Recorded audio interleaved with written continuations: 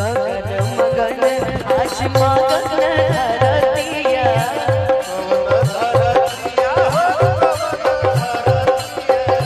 देखी देखी दुल्हा जी के सावर सुरतिया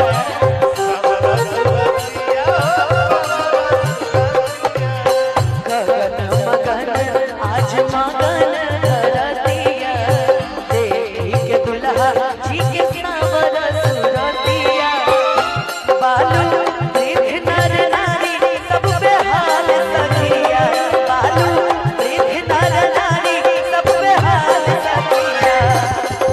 भैया का परिचय झंटू सिंह जी। अब जो नाम है भैया अब क्या बोला जाए, चिंटू और झंटू कितना प्यारा नाम है यार। नाम में क्या रखा है, इंसान की पर्सनालिटी होनी चाहिए। आपकी पर्सनालिटी बहुत अच्छी, जो ताली इनके लिए बजा दीजिए भाई।